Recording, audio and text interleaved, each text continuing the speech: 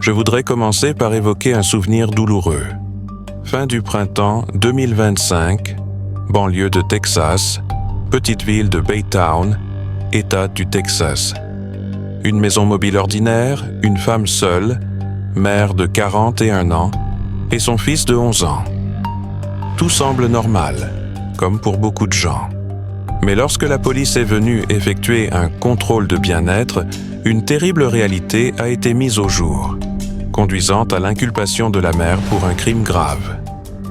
Ce jour-là, l'agent est entré dans la maison. D'après les documents, odeur de matière fécale, mouches, tout est recouvert de déchets séchés. La chambre de l'enfant ressemble à une cellule de désespoir scellée. L'enfant était un garçon de 11 ans, incapable de parler, diagnostiqué autiste. Il pesait environ 46 livres, soit environ 21 kg, alors qu'un enfant normal de cet âge pèse environ 40 kg ou plus. Il a été retrouvé couvert d'excréments séchés, sur le visage, les mains, sous les ongles. Dans la pièce où il se trouvait, la porte avait été retirée et remplacée par une porte grillagée afin que la mère puisse la verrouiller et enfermer l'enfant. Le matelas était sale, entouré d'excréments, des matières fécales étaient partout. Lorsque l'officier a dit à la mère que l'enfant devait être hospitalisé immédiatement, elle a répondu « Je ne peux pas tout laisser tomber et l'emmener à l'hôpital pour qu'un médecin me dise « Je ne sais pas ce qu'il a » et qu'on aille en voir un autre. » Les voisins, les proches et même la grand-mère du garçon ont raconté qu'il n'était jamais allé à l'école parce qu'il n'était pas propre, que sa mère l'enfermait parfois toute la journée sans nourriture ni eau et qu'à leurs yeux, elle n'était pas une bonne mère. Voici ce que nous avons pu établir. Et je vais essayer de tout raconter à la première personne, comme si nous dévoilions cette affaire étape par étape. Vous allez entendre des détails difficiles à accepter, mais importants. Ce sont précisément ces histoires qui permettent de comprendre à quel point la frontière entre l'attention familiale et la négligence criminelle est mince. Imaginez un matin dans cette maison. La mère est une femme de 41 ans. Son fils a 11 ans. Il est autiste et ne parle pas. Il vit dans une chambre dont la porte a été retirée, remplacée par un écran et verrouillée. Bien qu'il vive officiellement sous son toit, il est en réalité reclus. Selon la grand-mère, elle ne pouvait pas entrer pour lui apporter de la nourriture ou de l'eau, car la porte était verrouillée et seule la mère ou son compagnon y avait accès. La mère affirmait que le garçon ne pouvait pas contrôler ses besoins, qu'il jetait ses excréments dans la chambre et même à l'extérieur. C'est précisément pour cette raison, selon elle, que la porte normale avait été retirée afin qu'elle puisse le voir. Mais la situation dépassait même ses explications. Lorsque la police est entrée, l'odeur était si forte que l'officier a failli vomir. Le corps de l'enfant portait des traces de manque d'hygiène, sur le visage, les mains, sous les ongles. Ses dents étaient pourries et abîmées à cause de la malnutrition et du manque de soins. Et son poids était de 46 livres, ce qui est peu pour un enfant de 11 ans. C'est un poids plutôt comparable à celui d'un enfant de 5 à 6 ans. Nous pouvons nous arrêter et nous demander « Comment en est-on arrivé là ?» Que s'est-il passé avant, lorsque la situation n'était pas encore un crime, mais simplement une difficulté?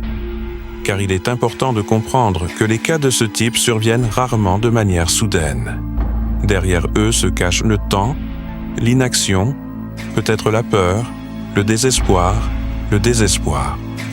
Les documents judiciaires montrent que le garçon n'est jamais allé à l'école, ou presque jamais, parce que, selon la famille, il n'était pas propre. Il pouvait se déshabiller et s'enfuir de la maison nue. Sa grand-mère a raconté que sa mère limitait ses déplacements en fermant sa chambre à clé. Elle disait qu'il s'enfuyait parfois. Mais les conditions dans lesquelles il se trouvait étaient bien pires qu'une simple restriction de liberté. Lorsque le garçon a été hospitalisé, les médecins ont posé des diagnostics graves, non seulement l'autisme, non seulement l'absence de fonction verbale, mais aussi une malnutrition sévère, des retards de développement importants, des problèmes dentaires, des soupçons d'abus sexuels potentiels. Du moins, c'est ce qui est indiqué dans les documents. La mère a été arrêtée et accusée de savoir causer des blessures graves à son enfant. Elle a également été accusée de possession illégale de méthamphétamine, un délit sans rapport direct avec l'enfant, mais découvert lors de son arrestation. Sa caution a été fixée à 250 000 $. L'enfant a été placé sous tutelle, hors de chez lui, le système est intervenu, mais on peut se demander, pourquoi pas plus tôt? Pourquoi n'y a-t-il pas eu d'alerte? Pourquoi n'y a-t-il pas eu d'intervention avant que la situation ne devienne critique? Revenons maintenant à la maison, aux détails qui restent si souvent hors champ. Une maison mobile, un quartier modeste, des voisins qui se connaissent peu, mais l'odeur et l'état de la maison n'ont certainement pas passé inaperçus.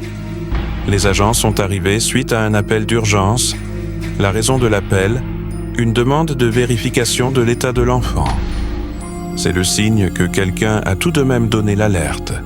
Mais le système n'a apparemment pas fonctionné assez rapidement pour éviter l'accident. Lorsque l'officier est entré, il a vu la chambre du garçon avec une porte grillagée. Le matelas était sale, il y avait des traces d'excréments partout, même sur la poignée de la porte. Les excréments séchés recouvraient le sol et les murs. Le garçon lui-même n'était pas lavé régulièrement. Il n'avait aucune hygiène et son corps était recouvert de ses propres excréments. L'officier a décrit l'odeur comme presque nauséabonde. Une telle situation n'est pas simplement un manque de soins, c'est de la négligence qui vire à la cruauté. Une négligence qui cause de graves dommages physiques et, plus important encore, qui nuit au développement de l'individu, le privant de son enfance et de ses droits fondamentaux. Le poids de l'enfant était presque 2 fois inférieur à la normale. 46 livres contre environ 88 livres pour un enfant de son âge. Cela témoigne non seulement de la malnutrition, mais aussi d'un manque prolongé d'alimentation complète, de surveillance médicale et de soins normaux. Les maladies dentaires sont telles que les dents sont tellement abîmées que les médecins considèrent cela comme une conséquence de la malnutrition et de la négligence. De plus, des questions sur d'éventuels abus sexuels ont été posées dans le cadre du rapport d'hospitalisation. Ce qui est particulièrement inquiétant, c'est que la mère elle-même a déclaré qu'elle ne pouvait pas tout laisser tomber et emmener son fils à l'hôpital, car le médecin dira de toute façon « je ne sais pas ce qu'il a ». Une telle déclaration témoigne soit d'un désespoir total, soit d'une négligence délibérée. Elle a refusé d'agir alors que l'état de l'enfant exigeait une aide immédiate. Ce n'est pas simplement de la passivité, c'est un refus actif de ses responsabilités. La grand-mère du garçon a raconté qu'elle ne pouvait souvent pas entrer dans la chambre pour donner à manger ou à boire à son fils, qu'il ne prenait pas régulièrement de bain, que sa mère ne faisait rien avec lui. Toute négligence prolongée devient un crime, parce que l'enfant dépendait des adultes, de sa mère, et il se trouvait dans un état de vulnérabilité, autisme, communication non verbale, incapacité à exprimer sa douleur, ses besoins, ses peurs. Il était totalement dépendant de sa mère ou du système. Passons maintenant aux conséquences juridiques. La mère a été inculpée pour avoir causé des blessures graves à son enfant. Elle a été arrêtée et une caution a été fixée. Elle a également été arrêtée pour possession de méthamphétamine, ce qui ajoute à la gravité du problème, négligence envers l'enfant et implication possible d'adultes dans des problèmes de drogue. L'enfant a été placé sous tutelle, hors de son domicile. Le système est intervenu, mais on peut se demander, pourquoi pas plus tôt? Pourquoi n'y a-t-il pas eu de signaux? Pourquoi n'y a-t-il pas eu d'intervention avant que la situation ne devienne critique? Il est important de noter que les cas où un enfant est autiste ou atteint d'un autre handicap sont particulièrement vulnérables. Les parents qui sont sous pression, sans aide, sans soutien, peuvent se retrouver dans une telle situation. Mais le système juridique et social doit protéger ces enfants. On voit ici comment tout s'est déroulé.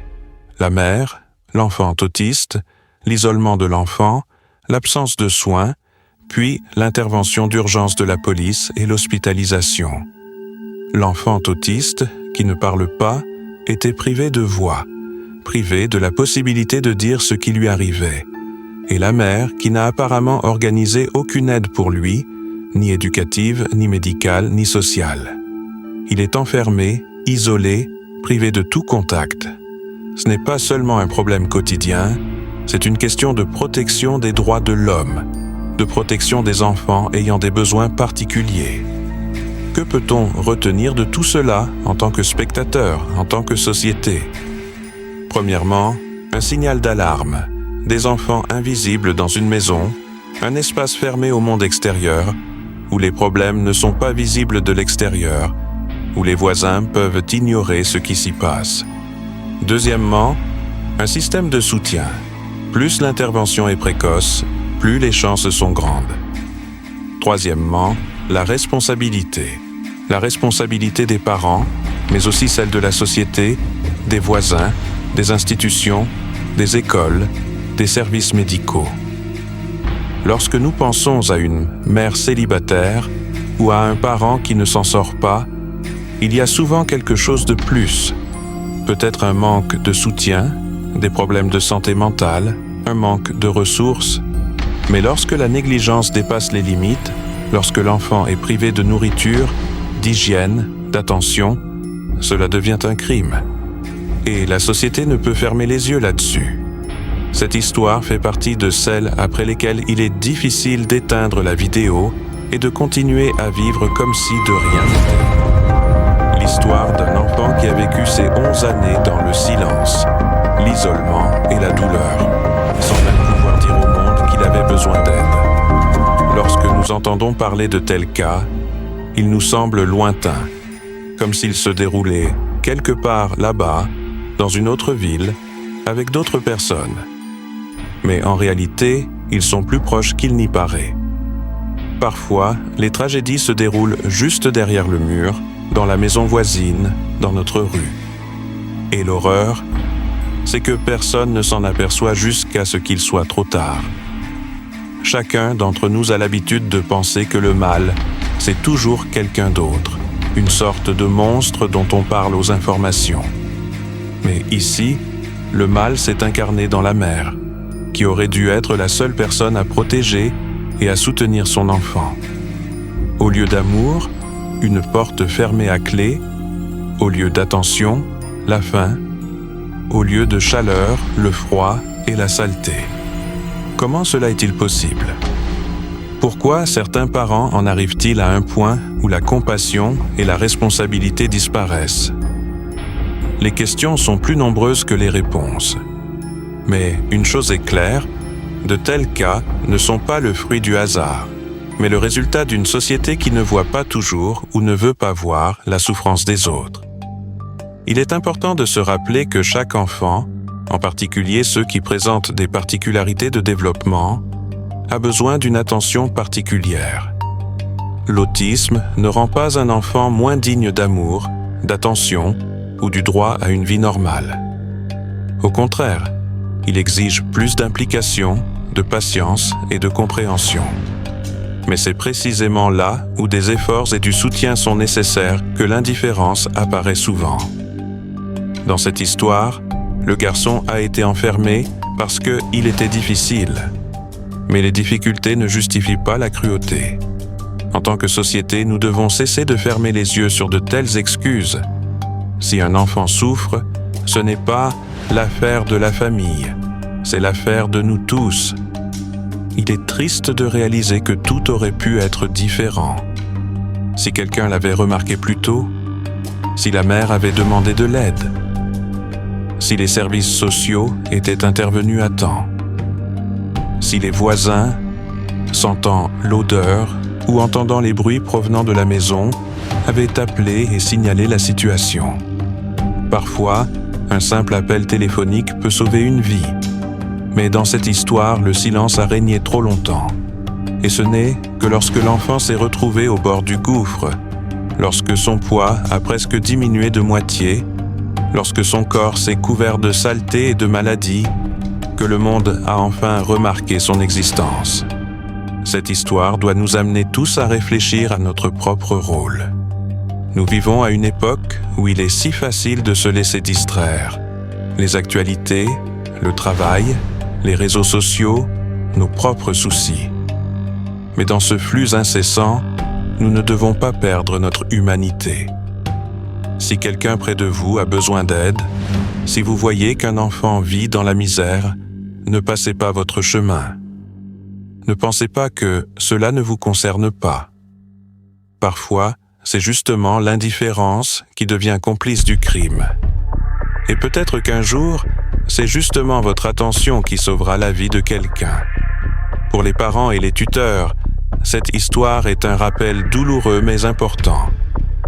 Élever un enfant n'est pas seulement un devoir, c'est aussi un travail difficile. Surtout si l'enfant a besoin de soins particuliers, s'il est malade ou handicapé. Personne ne naît parent parfait. Et demander de l'aide n'est pas une faiblesse, c'est du courage. De nombreuses organisations, spécialistes et communautés sont prêts à vous soutenir, à vous former et à vous aider à trouver votre voie. Mais se refermer sur soi-même, s'isoler, faire semblant que tout est sous contrôle, c'est courir à la catastrophe.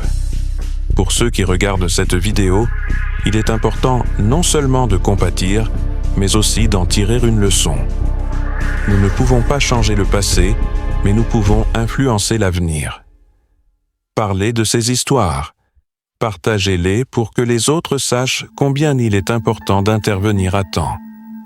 Que cette histoire serve d'avertissement pour que cela ne se reproduise plus. Lorsque nous entendons parler d'enfants victimes de violences, nous nous sentons souvent impuissants. Il semble qu'une seule personne ne puisse rien changer. Mais en réalité, tout commence par un regard, une question, un appel téléphonique, par une simple implication. Et s'il y avait plus de personnes comme ça, il y aurait moins d'histoires comme celle-ci. Imaginez que ce garçon, si on lui avait donné une chance, aurait pu grandir, apprendre, se développer. Il aurait pu rire, jouer, regarder des dessins animés, profiter de la vie comme tous les enfants. Mais quelqu'un l'a privé de tout cela. Et maintenant, la société doit lui redonner une chance, même si c'est tard. Qu'il reçoive de l'aide, des soins, du soutien. Que son histoire serve d'exemple pour les systèmes qui doivent protéger ceux qui sont comme lui. Si vous avez regardé jusqu'ici, c'est que vous n'êtes pas indifférent. C'est déjà un premier pas. Mais je voudrais vous demander d'en faire un autre. Soutenez la chaîne. Aimez. Abonnez-vous. Laissez un commentaire. Ce n'est pas une simple formalité. Chacune de vos réactions nous aide à raconter davantage d'histoires comme celle-ci, à soulever des sujets importants, à les faire connaître à ceux qui, peut-être pour la première fois, se rendent compte qu'une tragédie peut se dérouler derrière des portes closes. Écrivez dans les commentaires ce que vous ressentez après avoir lu cette histoire. Croyez-vous que la société peut vraiment changer? Que de tels cas peuvent être évités? Partagez vos pensées, vos opinions, vos émotions. Vos mots peuvent inspirer d'autres personnes à être plus attentives, à ne pas passer à côté, à aider, à agir. Parfois, une seule discussion peut donner naissance à des dizaines de bonnes actions. Abonnez-vous pour ne pas manquer les nouvelles histoires.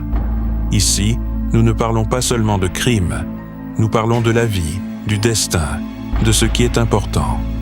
Nous parlons de la frontière ténue entre l'attention et l'indifférence, entre le salut et la tragédie.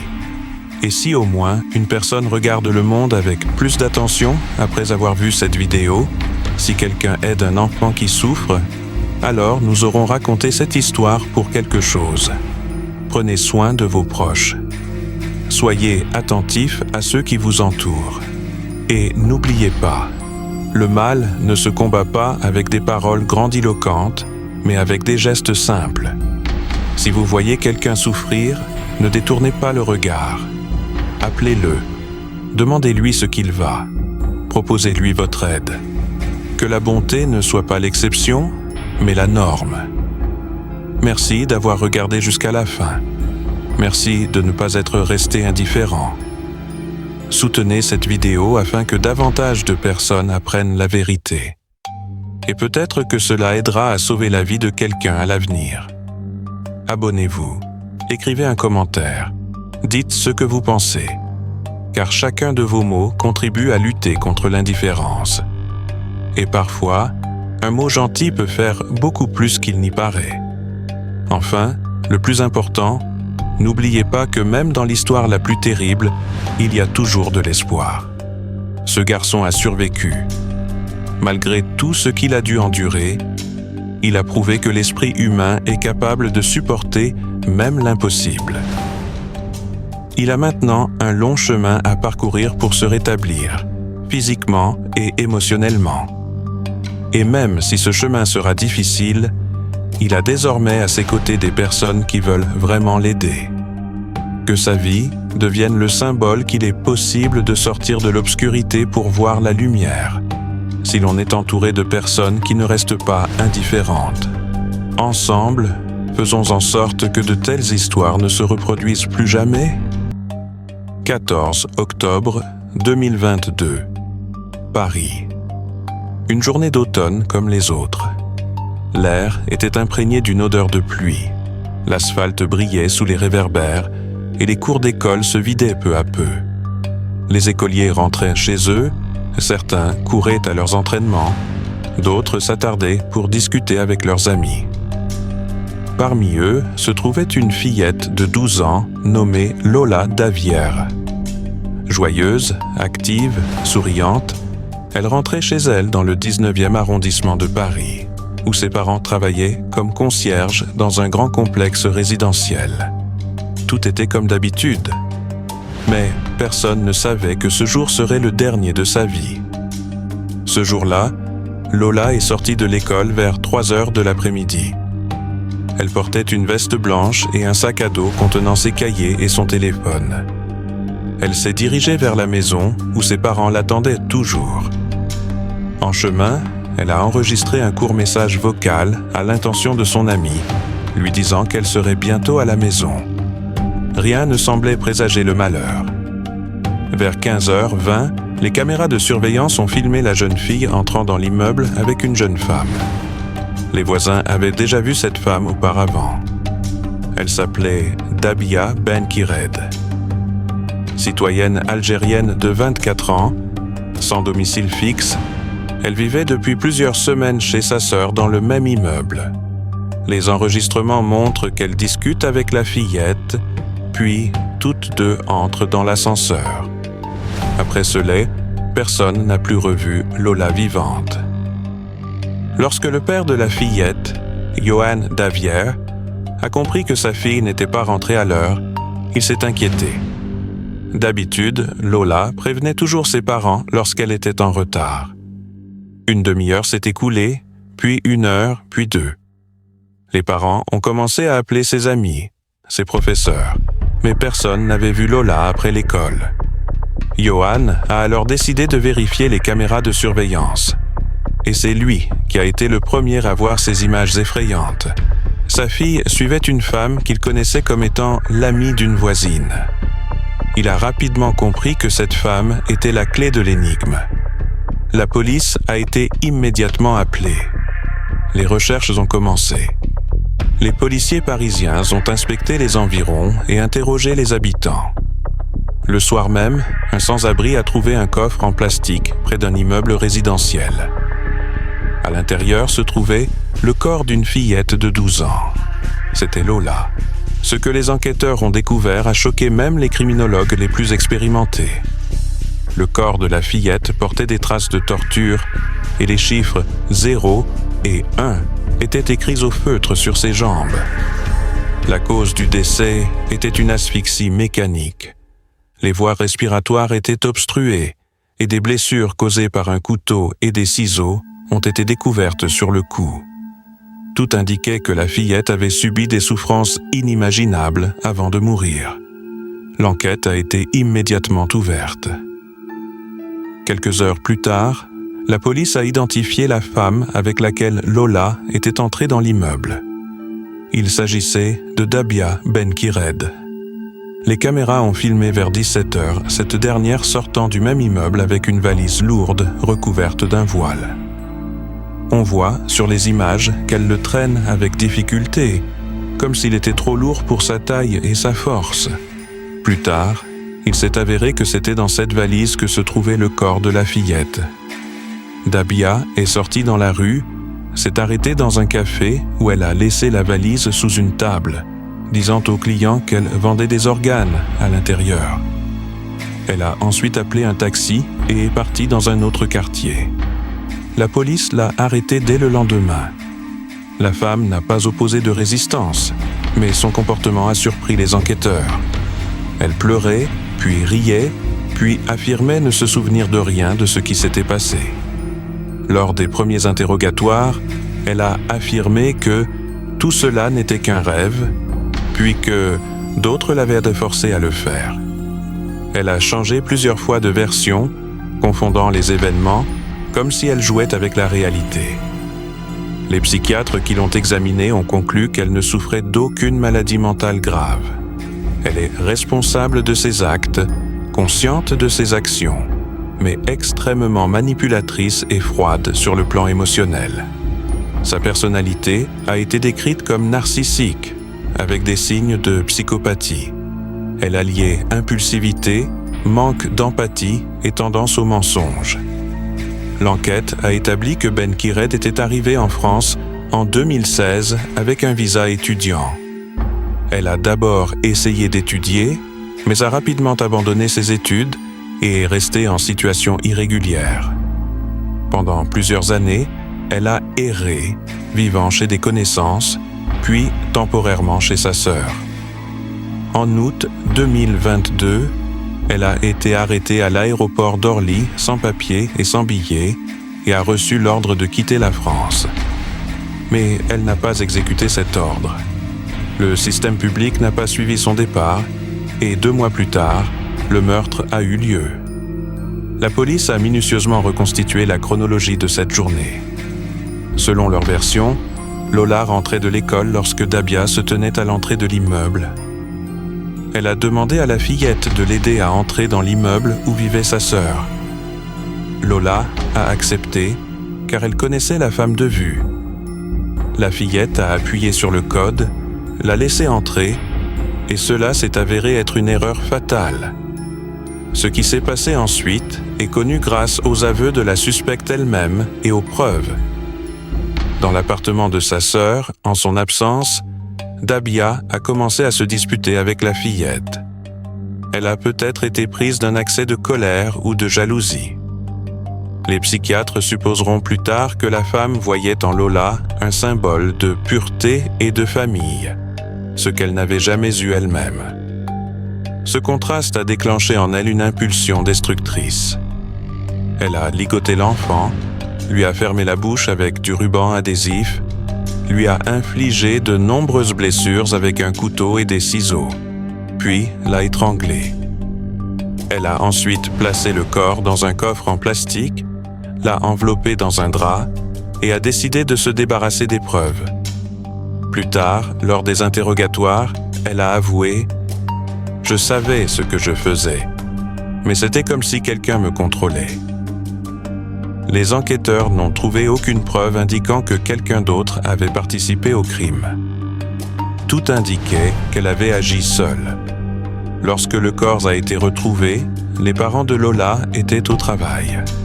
Ce soir-là, ils pensaient que leur fille était toujours dans les environs, qu'elle avait peut-être perdu son téléphone.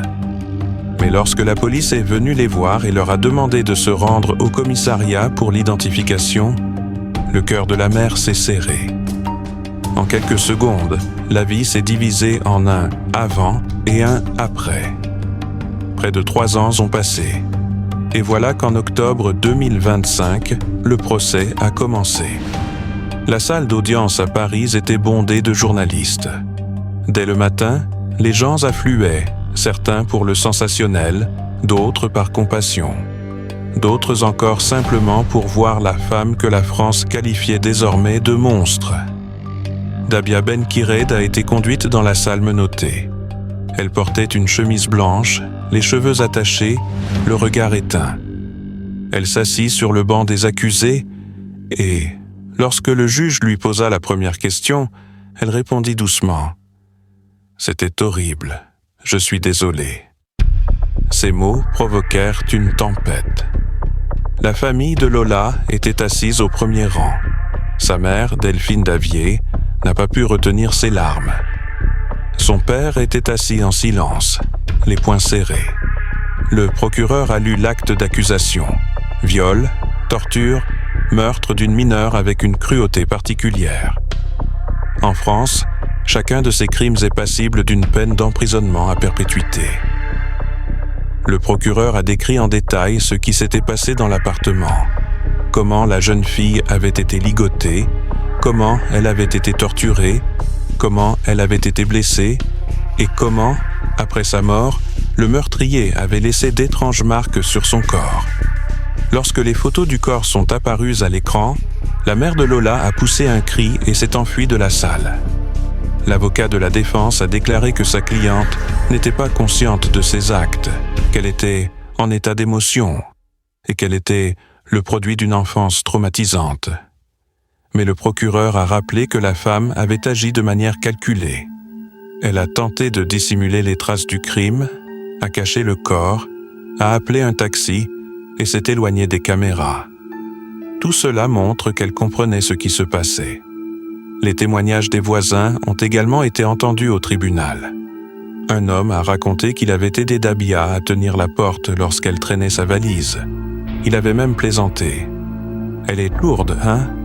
Ce à quoi elle avait calmement répondu « Il y a des affaires dedans. » Un autre témoin était le chauffeur de taxi qui l'avait conduite ce jour-là.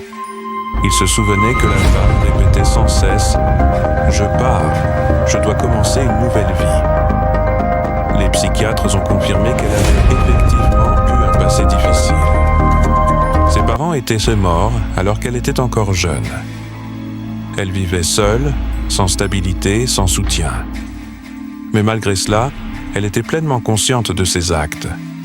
La société a perçu ce crime comme une atteinte à son sentiment de sécurité. Après tout, il ne s'agissait pas seulement d'une tragédie, mais d'un crime commis dans la maison où vivait la victime, parmi des visages familiers. Les gens ont commencé à se poser des questions. Pourquoi une femme en situation irrégulière en France a-t-elle pu passer inaperçue aussi longtemps aux yeux des autorités? Pourquoi n'a-t-elle pas été expulsée après la décision de déportation? Cette affaire a eu un énorme retentissement dans la société. Les politiciens de tous bords l'ont utilisée à leurs propres fins. Les partis de droite ont évoqué l'échec du système migratoire et la nécessité de renforcer les contrôles. Les partis de gauche ont souligné qu'il ne fallait pas réduire cette tragédie à une question d'origine, qu'il était important de parler de la dégradation humaine et non des nations. Mais la famille de Lola n'avait qu'une seule demande: ne pas politiser la mort de leur enfant. « Nous avons perdu notre fille », a déclaré la mère, « et nous voulons que sa mémoire ne devienne pas un instrument de discorde. » Pendant ce temps, le procès se poursuivait. Le ministère public a présenté des preuves, des enregistrements de caméras de surveillance, des traces d'ADN, des aveux, des témoignages. Tout indiquait la culpabilité de Dabia. Sa défense a tenté de mettre en avant son instabilité émotionnelle, mais les juges sont restés sceptiques. Lorsqu'on a demandé à Dabia pourquoi elle avait fait cela, elle a répondu « Je ne sais pas, je l'ai simplement vu et tout a changé ». Ces mots ont été particulièrement effrayants. Ils ne reflétaient ni remords ni compréhension, seulement du vide. Chaque jour du procès était une épreuve pour les parents de Lola. Ils écoutaient tout ce qui s'était passé ce jour-là, minute par minute. Depuis le moment où Lola était entrée dans l'ascenseur jusqu'à celui où son corps avait été retrouvé dans le coffre. C'était une torture d'entendre des voix étrangères disséquer la mort de leur enfant. Dans son réquisitoire, le procureur a déclaré « Nous ne sommes pas en présence d'un acte de folie, mais d'un acte de sang-froid. Cette femme a décidé de détruire ce qui lui rappelait la pureté et le bonheur dont elle était privée. » Le tribunal devait rendre son verdict dans les semaines à venir. Si elle est reconnue coupable, elle risque la prison à vie sans possibilité de libération conditionnelle. L'histoire de Lola Davier a bouleversé la France. Des minutes de silence ont été observées dans les écoles.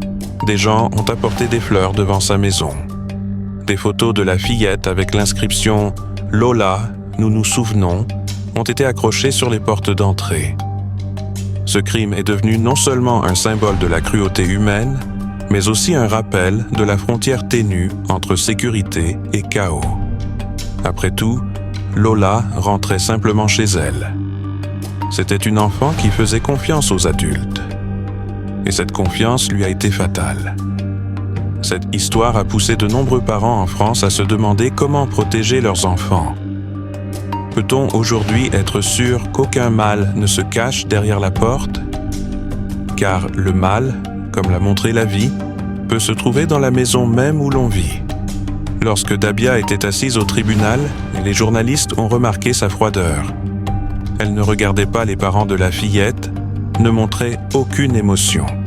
Une seule fois, pendant la pause, elle a dit à un journaliste « Je voulais qu'on me remarque ». Ces mots ont fait frissonner tout le monde. Les psychologues diront plus tard que de tels crimes sont souvent commis, non pas pour le profit, mais pour le pouvoir, le contrôle, le désir de se sentir fort. Dans le cas de Dabia, c'était une vengeance contre le monde qui, selon elle, l'avait rejetée. Et la victime était une personne absolument sans défense. L'histoire de Lola Davies n'est pas seulement un cas effrayant. C'est une leçon sur la fragilité de la vie humaine, sur l'importance de repérer à temps les signaux d'alarme, d'aider ceux qui perdent le contact avec la réalité et de protéger ceux qui ne peuvent pas se défendre eux-mêmes. Aujourd'hui, les parents de Lola vivent avec cette douleur qui ne disparaîtra jamais. Ils continuent à faire en sorte que la mémoire de leur fille reste vivante. Des actions caritatives sont organisées dans les écoles qui portent son nom, et l'installation d'une plaque commémorative est en discussion à Paris. Mais le plus important, c'est la mémoire. Parce que de telles histoires ne doivent pas être oubliées. Elles nous rappellent à quel point il est facile de perdre ce qui nous est le plus cher. Lorsque le juge a déclaré le dernier jour « Vous êtes reconnu coupable », la salle s'est figée. La mère de Lola s'est mise à pleurer. Le père s'est couvert le visage de ses mains. Dabia Benkired est restée immobile. Elle semblait ne pas comprendre que sa vie était finie à cet instant. Le tribunal l'a condamnée à la prison à perpétuité, sans possibilité de libération anticipée. La France a poussé un soupir, mais sans ressentir de soulagement. Car aucune condamnation ne ramènera Lola. Cette histoire montre comment le mal peut surgir un jour tout à fait ordinaire. Que les monstres ne se cachent pas toujours dans l'ombre, mais vivent parfois tout près de nous. Et qu'il est important de ne pas oublier les noms de ceux qui ont été victimes. Souvenez-vous de Lola Davies. Souvenez-vous que la vie est un cadeau qui peut être perdu en un instant. Et si vous regardez cette vidéo, pensez simplement à ceci. Le jour où Lola rentrait chez elle, le monde était le même qu'aujourd'hui. Les gens se dépêchaient, les voitures passaient, quelqu'un achetait un café. Et une seule décision, une seule confiance, une seule rencontre ont tout changé. Que cette histoire soit un rappel. Prenez soin de vos proches, écoutez vos enfants, ne passez pas à côté de la douleur d'autrui. Parce que parfois, un simple geste d'attention peut sauver une vie. Que le souvenir de Lola reste vivant. Cette histoire a bouleversé non seulement la France, mais aussi le monde entier. L'histoire d'une petite fille dont la vie s'est arrêtée alors qu'elle rentrait simplement chez elle est un terrible rappel de la fragilité de l'existence humaine. Le nom de Lola Davies est devenu le symbole de l'injustice, de la douleur et de l'enfance perdue. Son sourire radieux, les photos où elle porte son cartable, sont devenues l'icône de ce que le monde ne doit jamais oublier. L'innocence qui ne peut être retrouvée. Lorsque la vérité a commencé à éclater au grand jour, la société a été sous le choc. Le mobile, la cruauté et le sang-froid de la criminelle semblaient impossibles à expliquer. Comment quelqu'un pouvait-il faire une telle chose à un enfant? Une question à laquelle il n'y a pas et ne peut y avoir de réponse satisfaisante. Il n'y avait aucune logique dans cette tragédie, aucune justification, seulement un abîme de douleur et des destins brisés. La France était en deuil. Les rues de Paris ont été recouvertes de fleurs et de bougies pendant plusieurs jours. Les gens venaient sur le lieu où le corps de Lola avait été retrouvé, simplement pour se tenir en silence, regarder le ciel et essayer de comprendre comment une telle chose avait pu se produire. Le procès de Dabia Ben-Kired n'était pas seulement un procès, c'était un moment de recherche collective de justice. Pour la famille de Lola, c'était le dernier acte de leur combat, une chance d'entendre des aveux et de voir que le mal serait finalement puni. Mais même si le verdict a été rendu, la douleur des parents, des amis et de tous ceux qui ont suivi cette affaire n'a pas disparu. De telles histoires n'ont pas de véritable fin. Une blessure reste dans le cœur des gens et seul le temps peut l'atténuer un peu, mais pas la guérir complètement. Lorsque nous entendons parler de tels crimes, il est important de ne pas détourner le regard, car derrière les lignes sèches des journaux se cachent des destins, des émotions, des vies.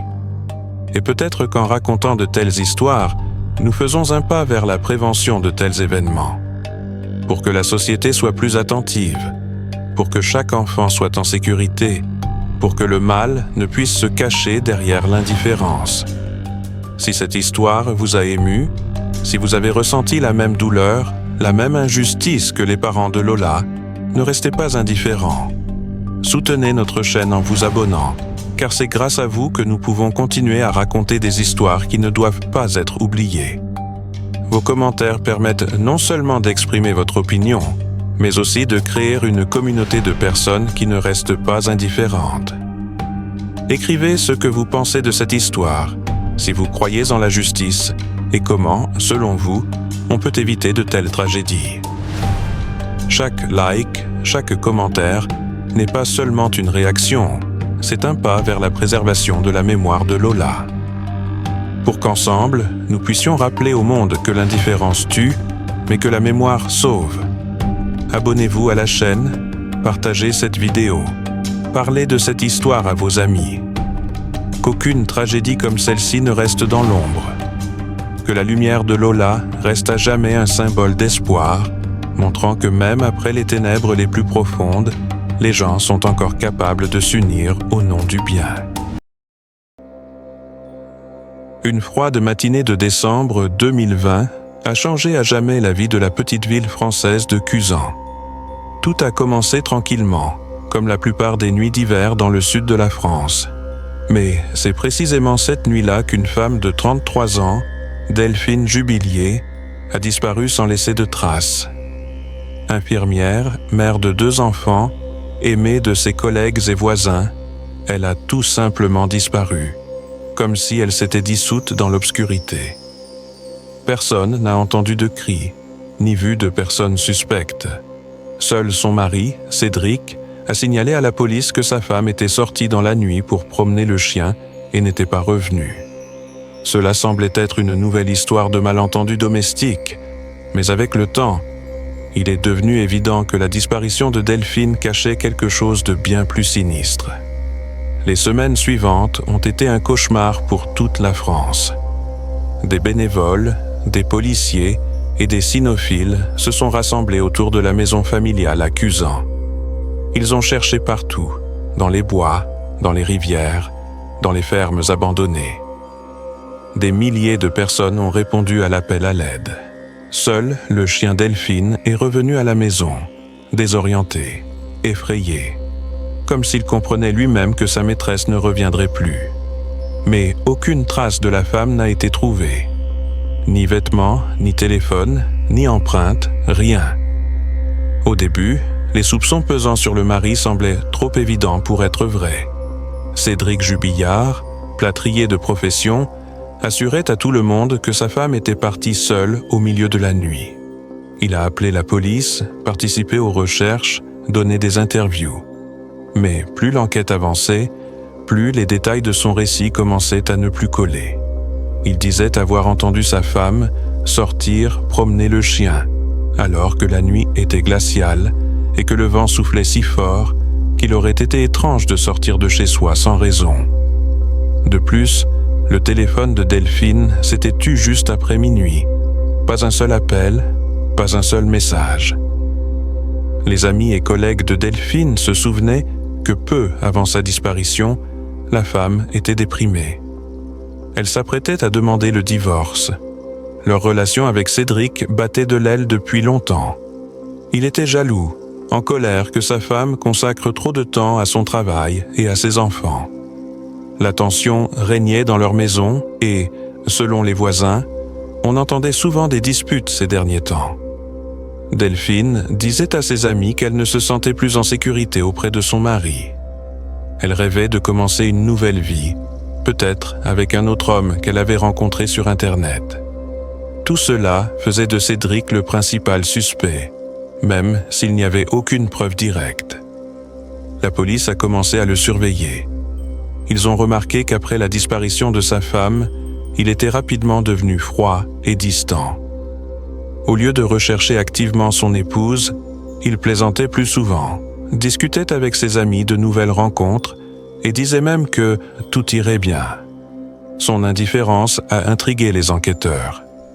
De plus, des signes indiquant qu'une lutte avait pu avoir lieu pendant la nuit ont été trouvés dans la maison. Des objets éparpillés, des draps froissés, des traces sur le sol.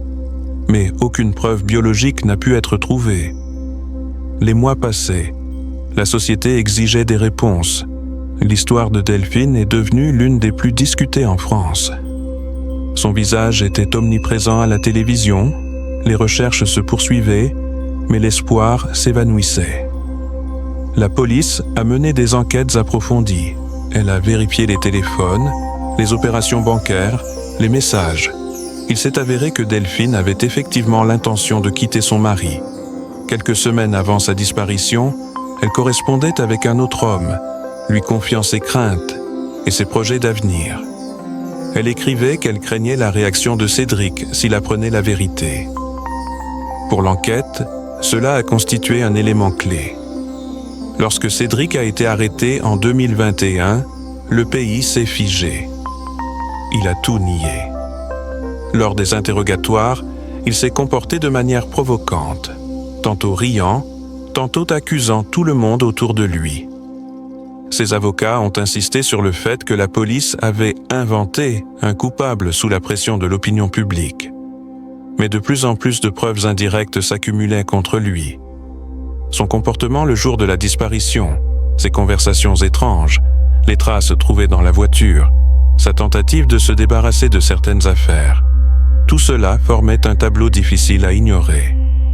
Le procès a duré plusieurs années. Au début, l'affaire piétinait, car le corps de Delphine n'avait toujours pas été retrouvé. Sans corps, il est extrêmement difficile de prouver un meurtre. Cependant, le parquet a présenté une série d'expertises et de témoignages montrant que la disparition ne pouvait pas être volontaire. Delphine n'avait aucune raison de s'enfuir. Elle avait des enfants, un emploi stable, des projets d'avenir. Elle n'avait emporté ni papier, ni argent, ni vêtements. Tout indiquait que sa vie avait pris fin de manière soudaine.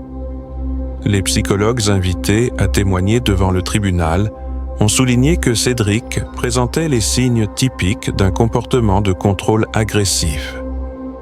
Il humiliait souvent sa femme, l'isolait de ses amis, surveillait ses messages. Au tribunal, les amis de Delphine ont témoigné, se souvenant qu'elle vivait littéralement dans la peur.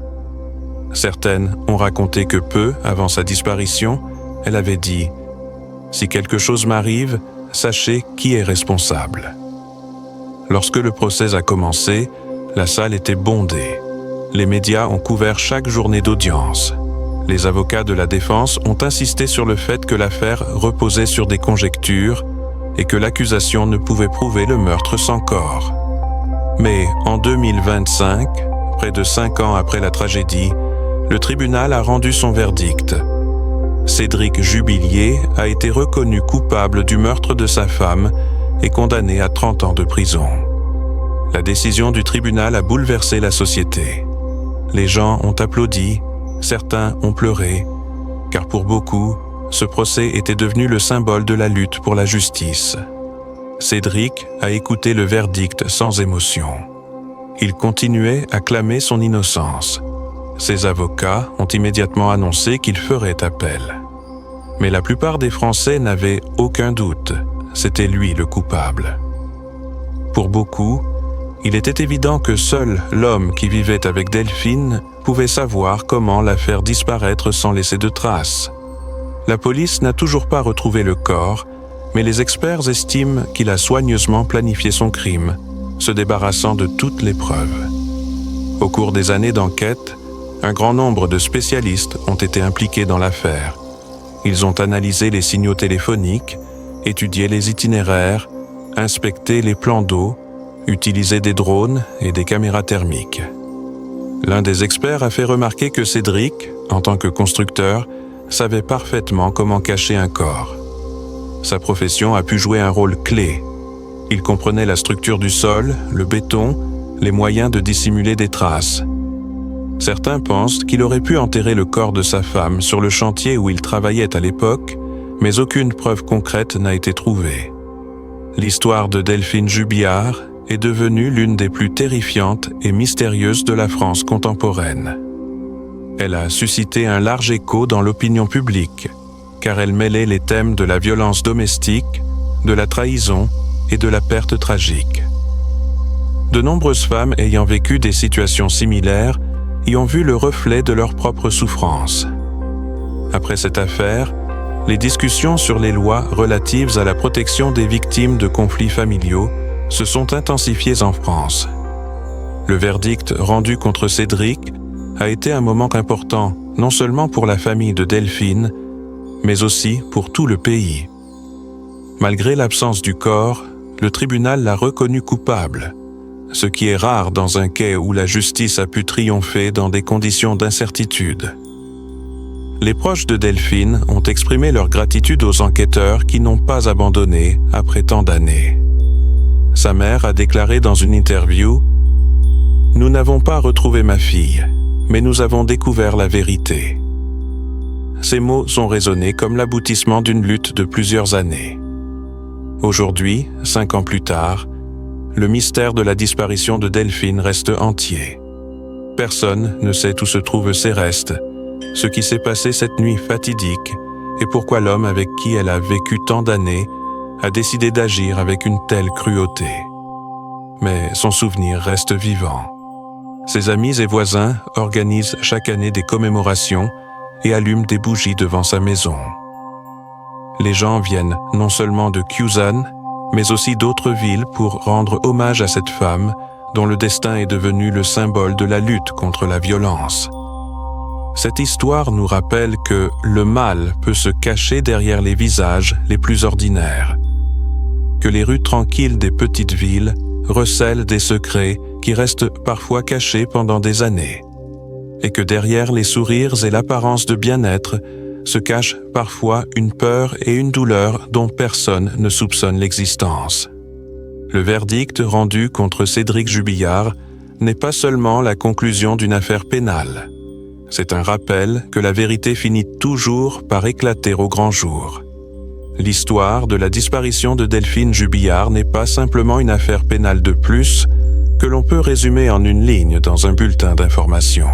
C'est une tragédie qui a bouleversé tout un pays, montrant à quel point la violence peut s'infiltrer dans les familles les plus ordinaires et combien il est difficile de remarquer le malheur avant qu'il ne soit trop tard. Ce qui est arrivé à Delphine est devenu le reflet de la situation de milliers de personnes, femmes et hommes, qui vivent dans la peur, endurent, se taisent, espérant que tout s'arrangera d'une manière ou d'une autre.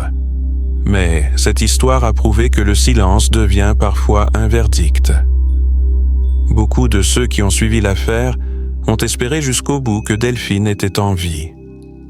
Chaque nouveau jour de recherche donnait un petit espoir. Peut-être se cachait-elle quelque part, peut-être avait-elle décidé de recommencer sa vie. Mais le temps a remis les choses à leur place. Et même si le corps n'a jamais été retrouvé, la vérité a fini par éclater au grand jour. Des années d'enquête, des centaines d'expertises, des dizaines d'interrogatoires, tout cela s'est assemblé en une terrible mosaïque qui a permis de comprendre que Delphine n'avait pas pu disparaître comme ça.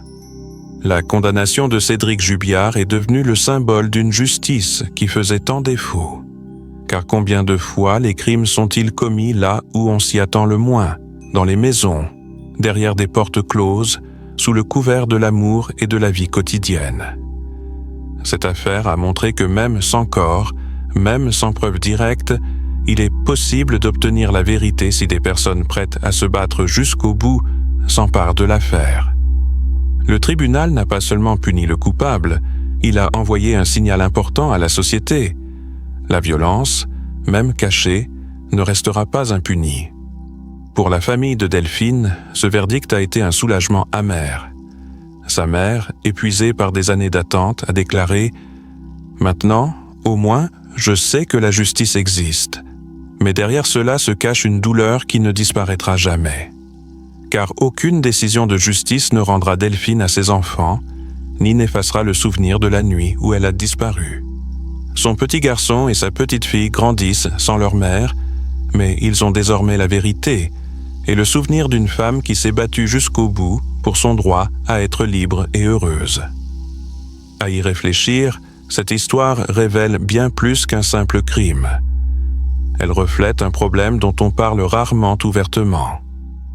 La violence domestique commence souvent par des détails, contrôle, reproches, jalousie, restriction de l'espace personnel. Mais progressivement, elle se transforme en isolement, menace, peur. Delphine, comme beaucoup d'autres femmes, s'est retrouvée piégée dans une relation où l'amour a depuis longtemps cédé la place au pouvoir et à la méchanceté.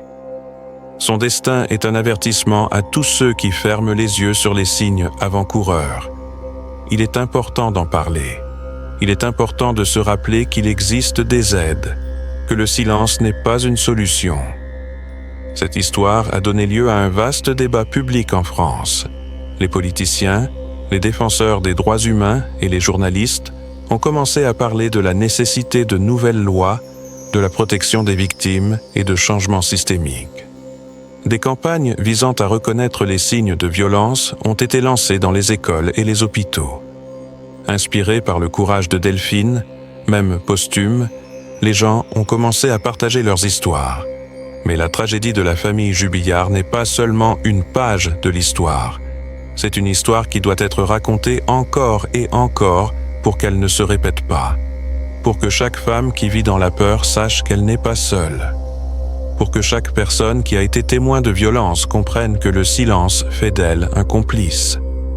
Et quand on regarde les photos de Delphine, souriante, vivante, avec ses yeux bienveillants, on se demande involontairement combien d'histoires comme celle-ci restent inédites? Combien de personnes disparaissent parce que quelqu'un a décidé qu'il avait le droit de disposer de leur vie? Nous avons l'habitude de penser que ce genre de choses se passe loin, chez les autres. Mais en réalité, elles se passent tout près. Dans la maison voisine, dans une rue familière, dans une famille qui semble parfaite. Cette histoire nous rappelle que tout ce qui semble calme n'est pas forcément sûr. Elle nous fait réfléchir à l'importance d'entendre à temps un appel à l'aide, même s'il s'agit d'un murmure. Parfois, il suffit simplement de demander « Ça va ?» pour sauver une vie. Lorsque l'enquête a pris fin et que le tribunal a rendu son verdict, tout semblait terminé. Mais en réalité, ce n'était que le début d'une nouvelle prise de conscience sociale, le début d'un changement. Car si une seule histoire peut faire réfléchir des centaines de milliers de personnes, cela signifie qu'elle a déjà changé le monde. Delphine n'est plus là, mais son nom restera un symbole. Le symbole de la fragilité de la vie humaine et de la force de l'esprit humain. Le symbole que tôt ou tard, la vérité finit par éclater, même après des années d'obscurité. Et si vous avez regardé ou lu jusqu'ici, ne passez pas à côté. Pensez à ceux qui, autour de vous, peuvent avoir peur. Soutenez ceux qui ont besoin d'aide. Parlez-en à vos amis, à vos proches, ne restez pas indifférents. Parfois, un simple geste d'attention peut sauver quelqu'un.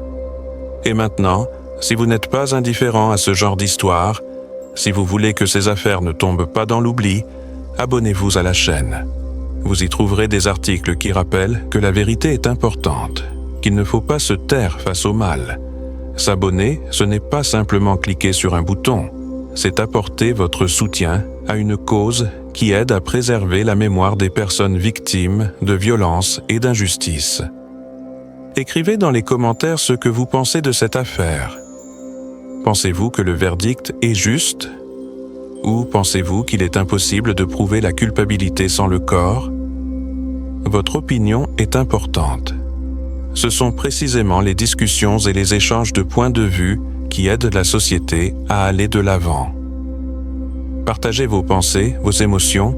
Ne laissez pas l'histoire de Delphine Jubayar tomber dans l'oubli. Chaque commentaire, chaque mot de soutien est un pas vers la prévention de telles tragédies. Pour qu'aucune femme, aucun être humain ne disparaisse sans laisser de traces à cause de la méchanceté ou de la peur de quelqu'un. Pour que chacun comprenne, la violence ne peut être cachée, la vérité ne disparaîtra pas, et le souvenir des victimes vivra dans les mots de ceux qui ne sont pas restés indifférents.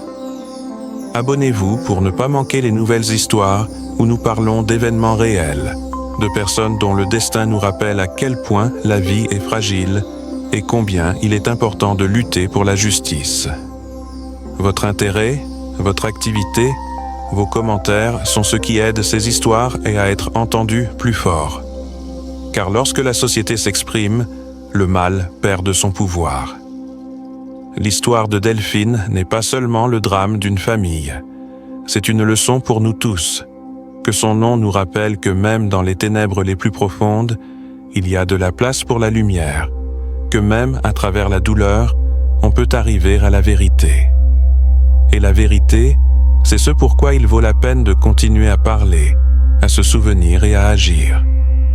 Chaque fois que nous entendons de telles histoires, quelque chose se passe en nous. Nous commençons à voir différemment les choses qui nous sont familières, la famille, les relations, la confiance. Delphine aurait pu être n'importe qui, notre voisine, notre collègue, notre amie. Son histoire n'est pas un drame lointain, c'est quelque chose qui peut arriver près de chez nous. C'est pourquoi il est si important de ne pas oublier, de ne pas passer à côté, de ne pas rester indifférent.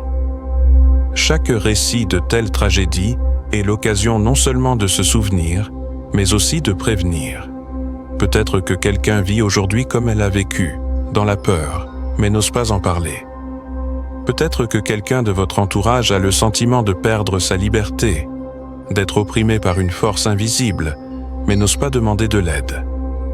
Il est important qu'ils sachent qu'ils ne sont pas seuls. Que cette histoire soit un rappel que le silence peut cacher des cris, que les sourires cachent parfois de la douleur. Et si au moins une personne, après avoir entendu l'histoire de Delphine, décide de choisir la liberté et la protection, alors sa vie, même après une fin tragique, n'aura pas été vaine. N'oubliez donc pas de vous abonner, de laisser un commentaire et de partager cette vidéo.